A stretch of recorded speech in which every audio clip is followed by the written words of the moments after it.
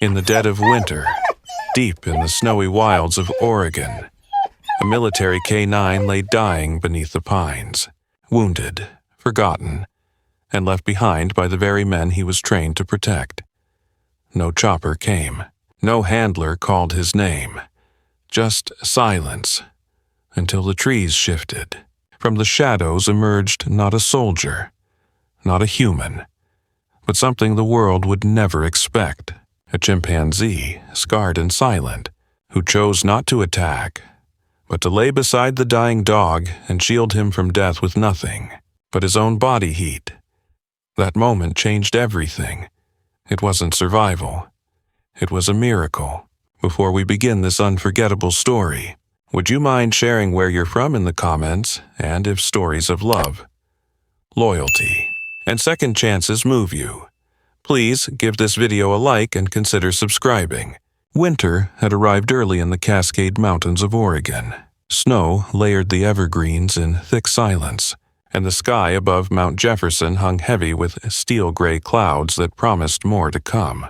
The cold was bitter, biting through bark, rock, and bone, driving most animals into their dens and keeping even seasoned hikers away. But deep within this frozen sprawl of forest, a broken silhouette barely stirred beneath the white. Bruno lay there, half buried in snow, his breath shallow and steaming against the wind. He was a 6-year-old German shepherd, bred for strength and loyalty, with deep sable fur that was now matted with blood, soot, and the crusted flakes of ice. Once proud and alert, Bruno had been a military working dog, K-9 trained under the Special Operations Command. He had served overseas, responded to hundreds of high-risk missions, and followed orders with unflinching precision. His handler had been Sergeant Max Carter, a gruff but affectionate man who treated Bruno not just as a soldier, but as a partner. But that partnership had ended 3 days ago when everything unraveled. During a classified op meant to intercept a rogue weapons deal in the backwoods of eastern Oregon, their convoy was ambushed, not by foreign enemies, but by their own contractors. A betrayal. Bruno had leapt through smoke and shrapnel to protect Max, but the last thing he saw before collapsing was the chopper lifting away. Max nowhere in sight. Now, Bruno's right hind leg was twisted unnaturally beneath him, and there was a jagged wound along his ribs where a fragment of metal had torn through vest and flesh alike.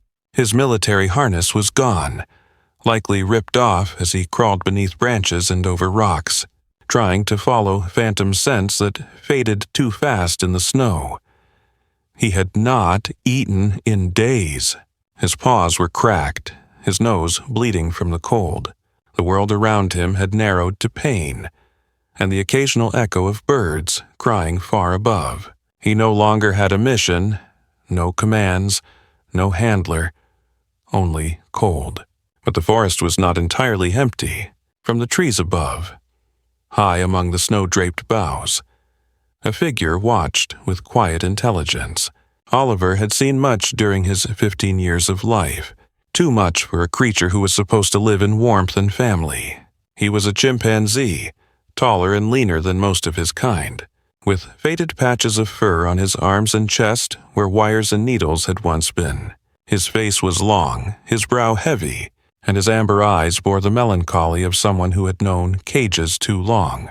Oliver had spent 10 years inside a research facility, tested for cognition and neurological resistance. They had fed him, trained him to respond to symbols and commands, but they had never spoken gently. 3 years ago, the facility burned in a mysterious fire. Oliver escaped during the chaos, vanishing into the surrounding national park.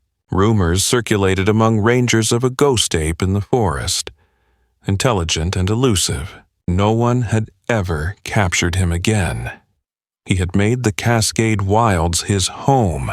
He foraged when he could, slept in the hollow trunks of fallen firs, and avoided humans. Always humans. But Oliver had not lost everything from captivity. He still remembered warmth. He still recognized suffering, and he could see suffering now, The dog below was dying. Oliver watched him collapse fully into the snow, sides rising and falling in slow, uneven rhythm. The dog's ears barely moved. One eye remained open, dull but still alive. Oliver tilted his head. Something pulled at him, a strange sense. Not quite memory, not quite instinct. He descended slowly, gripping snow-covered branches with practiced care, until his long arms reached the forest floor. He approached on all fours at first, then upright, pausing when the dog gave a faint growl, not from warning, but from effort. Bruno tried to lift his head, but it thudded back into the snow. He had nothing left to give. Oliver did something then that defied everything the wild had taught him. He shuffled forward, crouched beside the German shepherd, and gently lowered his body beside him. There was no ritual to it, no ceremony, just shared warmth and silent company. The chimp pressed his back against Bruno's side and draped one long arm over the dog's shoulders. His breath steamed the same cold air, slow and rhythmic. The night deepened. Wolves howled in the distance, and the wind began to stir harder through the trees. But Oliver didn't move. His body formed a small shield against the cold. Bruno, too exhausted to understand, didn't resist. Something ancient shifted between them. No command, no words, only proximity and choice. And when dawn finally threatened to rise beyond the jagged peaks of the Cascades, there were still two figures lying in the snow. But one of them, somehow, was no longer alone. When morning broke over the Cascade Mountains, it brought no warmth, only a thin shaft of light breaking through layers of snow-laden clouds. The forest remained quiet, thick with frost and silence. Bruno opened his eyes with effort. His muscles screamed, and his ribs ached with each breath. But he was alive. That realization came slowly, in tandem with the awareness that something warm still pressed against his side. Oliver, the chimpanzee with mottled fur and heavy, watchful eyes, was already awake. The chimp stood and stretched his long limbs, eyes scanning the trees like a sentry. He turned and looked down at Bruno, then made a sharp grunt, gesturing with a jerk of his arm. Bruno didn't move. Not yet.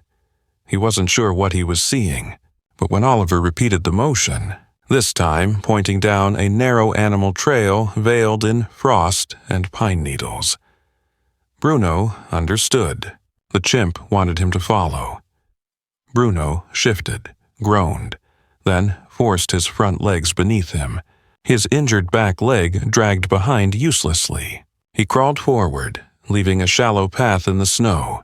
Every inch forward felt like dragging his body through shards of glass. Yet something within him flickered, a memory, perhaps, or instinct. Follow, obey, survive. As they moved deeper into the woods, the silence of the forest closed around them again. Crows caught above, watching with black eyes from snowy branches. Oliver moved ahead with surprising ease, weaving through frozen underbrush, occasionally glancing back to ensure Bruno was still coming. The chimp didn't rush, didn't stray far.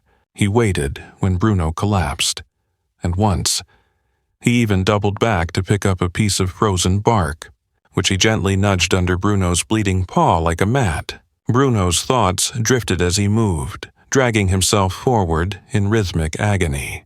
He remembered Max Carter. Sergeant Max Carter was a tall, broad-shouldered man in his early 40s, with sun-worn skin and always a day's worth of stubble. He wore his fatigue with pride, but never let it harden his voice around dogs. Max had trained Bruno from the start, taught him the signals, the cues, the rules of war, but he also taught Bruno things the manuals didn't: how to sense lies in a man's tone, how to watch not just where the bullets came from, but who didn't shoot. Max had once told him, in a hushed tone after a failed recon mission, "Not everyone wearing a uniform is on your side, partner." That memory hit now like a chill inside the chill. Max had been taken out during the ambush, Bruno had seen him fall, but the men who fled, the ones who abandoned them, had worn the same patches on their shoulders, and still, Bruno had followed them into fire. Now he followed a chimpanzee into snow. The trail led to a bend in the trees, then dipped down toward a patch of rocky outcrop nestled against a cliffside. Bruno collapsed at the edge, tongue lolling, vision swimming, but Oliver leapt ahead, then disappeared into a narrow crevice. Moments later, the chimp returned with something clenched in one hand, a tangle of old cloth and what looked like a thick berry stem. He set them down gently beside Bruno. The cloth smelled faintly of smoke and sap. It had once been a shirt, now torn and stained, but clearly placed aside deliberately. Then Oliver disappeared again. Returning with a handful of snowmelt cupped in a curved leaf, Bruno lapped at the leaf water. It was freezing, but it softened the sandpaper in his throat. Oliver brought more berries, small, shriveled, black with frost. He didn't eat any himself, only offered them. Then he sat beside Bruno, looking off toward the forest edge like a sentry on patrol. There was something unsettlingly human in the way Oliver moved, not just in his posture, but in the quiet deliberateness of his actions. He wasn't wild, not entirely. He had known structure once, captivity, and yet he had retained something gentler than bitterness, something Bruno wasn't sure he himself still had. A sudden snapping of branches startled them both. Oliver rose in an instant, crouching low, baring his teeth, but it was only a fox, a small red blur darting between the ferns. They both relaxed. Bruno's body trembled from pain, but he felt the warmth of this cave, a dry hollow hidden from the wind. He could hear water dripping in the distance. Perhaps a spring ran beneath. Oliver returned to his side and lay down, his back pressing against Bruno's ribs. The night began to fall again, painting the trees in bluish hues. Bruno shifted closer to the chimp, exhaustion taking over once more. As his eyes began to close, he heard Oliver make a low, warbling sound. Not quite a call, not quite a song, a sound made for no one but the trees. And maybe for those who needed comfort.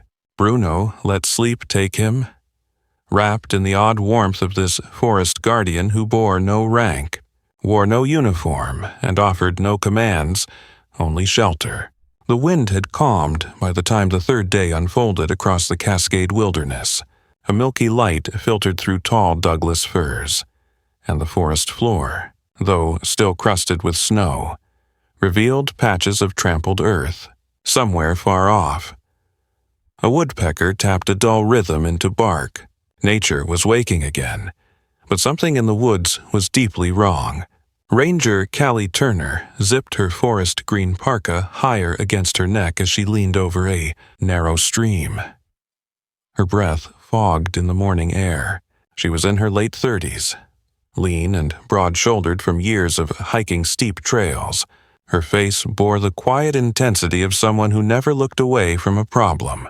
Sharp green eyes swept over the footprints embedded along the muddy bank, small, frantic, and recent. Callie had always been a watcher. After losing her younger brother, Caleb, to a hiking accident when they were teens, she had turned from grief toward guardianship. She didn't trust silence anymore, not in the wild, not in people, and that made her good at her job. As a senior ranger at Cascade National Park, she was known for her precision, grit, and the ability to find anyone or anything left behind. 3 kids had gone missing. 11-year-old twins, Mason and Dylan Chase, mischievous, loud, and always trying to outdo each other and their quiet friend, Ellie Ruiz, 10 years old, with long braids and a nervous laugh. They'd slipped away from their summer camp 2 days ago, chasing some rumor of a hidden cave they'd heard around the campfire. What had been a harmless adventure had turned into a full-scale search. Time was now against them. The forest grew colder each night, and snowstorms loomed on the radar. Callie crouched again near the brush, There it was. Something odd. A tuft of coarse fur caught on a low branch. She pulled it free, examining it beneath the soft gray light. Not bear fur. Not coyote. It was dog hair, black and tan. She turned it over in her gloved fingers. Not wild, either. This was trimmed, groomed once, though now coated in dried blood. She stood quickly, heart picking up. There had been no reports of domestic dogs in this quadrant. Could it be one of the military K9s rumored lost last month during that secretive joint exercise? Her radio crackled to life. Turner, this is dispatch. We've just received word from a family south of the trailhead. They heard howling last night. Not wolf. Too deep. I'm already in the northeast sector, Callie replied. Voice steady. And I found canine fur. Blood on it. I think this might be bigger than a missing persons case. We've flagged it. Proceed with caution. Caution was something Callie had learned the hard way. She moved deeper into the forest, following a thin trail of flattened underbrush. Soon, she noticed another sign, boot prints, not the small chaotic scuffle of children, but adult-sized prints. Heavy. Methodical. Military issue, she noted grimly. Then another detail. 2 distinct sets. Walking side by side. Callie's instincts sharpened. She pulled her binoculars and scanned the deeper woods. In the distance, half concealed by pine trunks and snowfall, something shifted. A large shadow slipped behind the trees. Then it was gone, miles west of her position. 2 men trudged through the forest with practiced silence. Both wore tactical gray and khaki under winter cover, with rifles slung across their backs and sidearms on their thighs. Their names were Connor Briggs and Ethan Wade, though they rarely used real names anymore. They were contractors now, ex-military, no insignia, no allegiance, just a paycheck. Briggs, in his early 40s, had a blocky frame and a face made for grim silence. A scar curled along the side of his neck. Souvenir from Fallujah. Wade was younger, late 20s, with sharp eyes and a fast temper that often flared when things didn't go according to plan. We're sure it's the same dog, Wade asked, checking his GPS tracker, which flickered low on battery. Intel says yes, wounded but still breathing. Can't risk it being found. The agency wants a clean sweep, no loose ends. Bruno had been part of the package when they'd fled during the ambush. They assumed he'd been killed in the chaos, but drones had picked up signs of movement. Thermal heat signatures too consistent with canine patterns to be ignored. It was a liability. Back near the rocky outcrop, Bruno stirred from restless sleep. The cave had given him a few hours of uneasy comfort, but his leg throbbed in dull pulses, and his breathing still wheezed in the cold. Oliver was nowhere to be seen, vanished with the same suddenness he had once appeared. But then came a sound. The soft rustle of leaves followed by the scraping of claws against stone. Oliver returned, face dusted with snow. Dragging a gnarled branch laden with bright red berries, he dropped them at Bruno's side and sat, panting slightly. His eyes darted toward the distance. Alert. Something had changed in the forest's rhythm. Oliver could feel it. Suddenly, a branch cracked. A bird exploded into flight. Oliver froze. Bruno growled softly, baritone and broken, but real. His instincts returned like an echo. Someone was close. They would need to move, but neither of them knew that salvation was just hours away. The wind returned at dusk, winding through the pine trunks like an unseen predator, and with it came a rising tension that vibrated through every branch. Callie Turner moved steadily now, boots sinking into slush as she crept along the trail of disturbed underbrush and blood-flecked snow. The trail had shifted from disarray to pattern, less like wandering children, more like something or someone being pursued. Her instincts screamed that whatever was out here, it wasn't just lost. Her rifle was slung over her back, her gloved fingers resting on the tranquilizer pistol at her belt. She paused by an upturned log, spotting a fresh smear of red across bark. Blood? Still wet. A few meters ahead, a dark shape lay motionless. She raised her binoculars. A dog, no, a German shepherd, injured, but breathing. She stepped forward slowly, then froze when she saw another shape crouched near it. A chimpanzee. Callie's pulse jumped.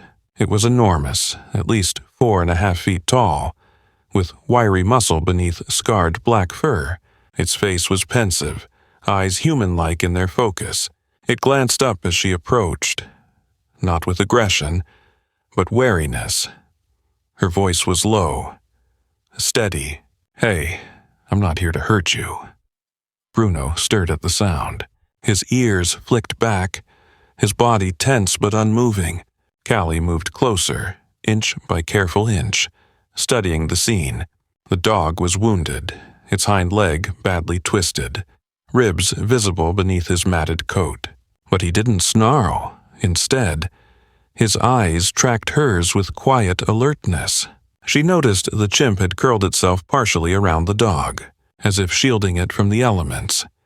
It wasn't wild behavior, it was protection. Callie lowered herself to a crouch. "Okay, boy, you're not alone out here, are you?" A crack rang out in the trees behind her, too loud to be wildlife. She whirled around. 2 men emerged from the thicket with rifles raised. They wore tactical gear, snow-dusted and grimy, with hard-set eyes and tight jaws. Connor Briggs barked a command, "Step away from the animal." Callie instinctively stood her ground. "This is a restricted zone." "Who are you?" Wade flanked to the side. Weapon not yet fired but aimed. "We're here on federal directive." Callie narrowed her eyes. "Which agency doesn't concern you?" Briggs replied. "Move," before she could answer. Bruno let out a deep, broken bark, a sound more instinct than strength. It echoed through the trees like a warning bell. Oliver reacted instantly. With terrifying agility, he sprang up the nearest tree, vanished into the canopy. A split second later, a heavy stone dropped from above, striking Wade's arm and sending his rifle spinning into the snow. "Contact," Briggs shouted, raising his weapon. But another stone hit the trunk near his head, startling him enough to stagger back. Callie ducked low, rolled beside Bruno and yanked a flare gun from her belt. She fired straight into the sky. A bloom of red smoke burst above the tree line. Another stone rained down, then another. Oliver was no ordinary animal. He moved with methodical precision, choosing targets with eerie accuracy. Wade, bleeding from the forearm, scrambled to retrieve his weapon but was struck again, this time in the shin. He screamed and dropped. Briggs began to retreat. "We need to fall back. This isn't standard protocol. What the hell is this thing?" Callie took the chance. She grabbed Bruno's harness, still partly intact despite the tears, and started dragging him toward a hollow at the base of the cliff. He whimpered in protest but didn't resist. Oliver leapt down moments later, chest heaving, eyes wild. He didn't approach Callie. He didn't need to. He moved to the path she was headed, then motioned with one powerful arm. "This way," from the trees. Another sound reached them, a faint, desperate voice. "Help!" Callie's head snapped toward the echo. A child's voice. "Stay here," she ordered Oliver. Then sprinted toward the sound, less than a minute through the thicket. She found them, Mason, Dylan, and Ellie, huddled beneath a fallen pine, their faces smeared with tears and dirt. Ellie was trembling. Dylan's ankle was swollen. Mason was waving a stick in the air, his voice hoarse from shouting. Callie dropped to her knees. "It's okay. I'm here. You're safe now. Back at the clearing." Briggs and Wade had vanished, likely retreated to regroup, but Oliver remained with Bruno, crouched low and watchful, his breathing still heavy. Minutes later, Callie returned with the children. They froze when they saw Oliver, eyes wide. Ellie stepped behind her. "Is that a gorilla?" "No," Callie said gently. "That's Oliver. He's the reason we found you." She radioed her team. "This is Turner. I've located all 3 children and an injured military K9. Possible illegal contractor activity confirmed. I need air support and evac team." Marking coordinates now, Bruno lifted his head toward the sky as the distant hum of a chopper began to swell. Oliver stayed by his side, unmoving, until the wind of the rotors blew snow across their faces. The wind howled gentler now, like a lullaby through the snowy branches that lined the road to the Cascade Wildlife Rehabilitation Center, set deep in a protected valley beneath the shadow of Mount Jefferson. The facility had housed owls with shattered wings, bears struck by vehicles, and wolves poisoned by old traps, but it had never seen anything quite like what the helicopter delivered that morning. Bruno lay wrapped in thermal blankets, one eye half open, breathing slow but steady. His leg had been braced mid-flight, and painkillers pulsed through his veins like mercy in liquid form. His fur was singed and patchy, and the old wound on his ribs had reopened during the frantic move to safety. Yet his gaze never left the side of the ranger who sat beside him. Callie Turner hadn't slept in 30 hours. Mud stained the knees of her pants, and dried blood marked the sleeves of her jacket. But she hadn't left Bruno's side since the flare had gone up. When the evac team had arrived, shocked to find not only 3 lost children, but also a military K9 and a wild chimpanzee working. In tandem, Callie had simply nodded and said, "This one comes with me." Oliver had arrived in his own way, quiet, unseen, crouched on the perimeter of the helicopter landing zone. The crew had watched him with wide eyes and twitchy hands, but Callie had spoken for him, and that had been enough. Now, inside the rehab center's stone-walled enclosure, Bruno rested beneath a heating lamp on a thick orthopedic mat. Callie sat beside him with a mug of stale coffee growing cold in her palms. Across the room, behind a chain-link divider, Oliver sat perched on a stack of hay bales, legs folded beneath him, fingers lazily picking at a piece of rope toy left by the center's staff. Dr. Evelyn Monroe entered quietly, clipboard in hand. She was in her late 50s, short and round-shouldered, with spectacles that always slid down her nose and a voice that rarely rose above a whisper. Evelyn had worked with wild creatures for 3 decades, but she had never seen anything like this pair. "The chimp's stable," she said softly, glancing toward Oliver. "No signs of trauma or illness. He's strong, clever, possibly rehabilitated once. His muscle tone and eye movement suggest cognitive training, probably from human contact. He's more than clever." Callie murmured, "He's brave." Evelyn nodded. "As for the dog, his injuries are severe. Shrapnel in the hip, fractured hind limb, signs of old battle trauma. But he's responsive to voice, watches you like you're the only thing in the room." Callie smiled faintly. "He's earned that right. They didn't say more. The silence was a sacred thing." 3 days passed. Bruno began to eat again, slowly, and only when Callie was nearby. He no longer flinched at the sound of boots in the hallway. Oliver remained near, never touching Bruno, but always within view. His presence calmed the dog more than any sedative. Then came the letter. It arrived in a sealed government envelope, carried by a stone-faced courier who handed it to the facility director without a word. The directive was simple: Sergeant K9 314. Bruno was to be returned to military custody for assessment and redeployment. Failure to comply would be met with federal action. Callie read it in silence, jaw clenched. When she was done, She walked into Bruno's recovery room, sat on the floor beside him, and read it aloud in a flat, bitter tone. Bruno didn't react, but Oliver, from his spot behind the chain-link fence, made a low, guttural sound, a warning.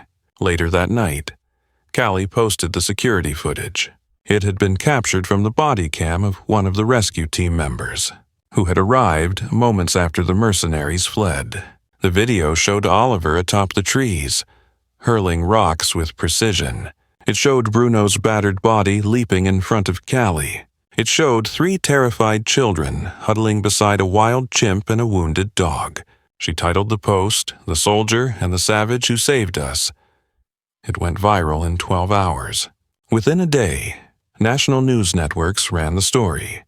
Wildlife organizations issued statements. Former military handlers came forward demanding Bruno be retired, not re-enlisted. Animal behaviorists called Oliver a miracle. #spread. Let Bruno stay. Oliver the Savior. Not just animals. By day 4, the Department of Defense retracted the order. Callie was granted full custodianship of Bruno. Under Civilian Rehabilitation Clause 47B, Oliver, after psychological evaluation and a behavioral study, was granted permanent sanctuary status in the Mount Jefferson Forest Preserve, a monitored wild zone where he could roam, but would be protected from harm. The last decision belonged to Oliver. The morning was crisp when it happened.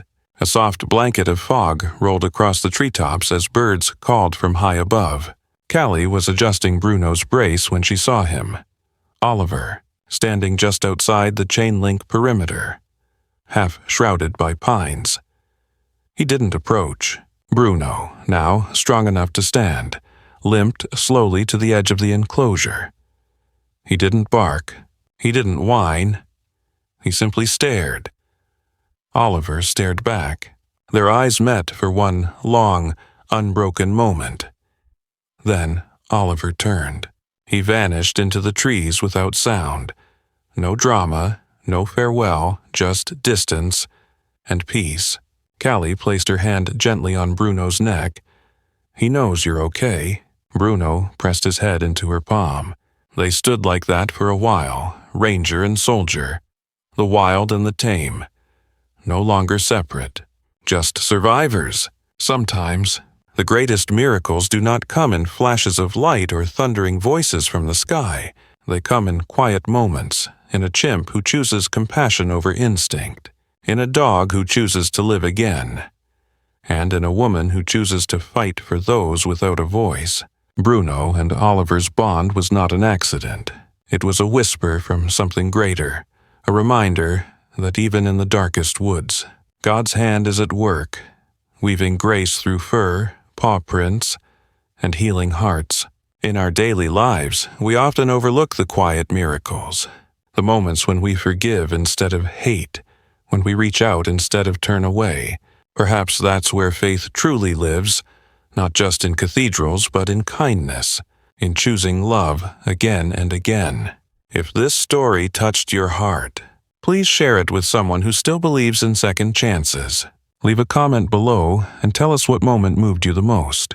Subscribe for more real stories of hope, redemption, and the wild beauty of life. And if you believe God still works through the unexpected, type Amen in the comments, and may He bless all who watch with hearts open to His wonders.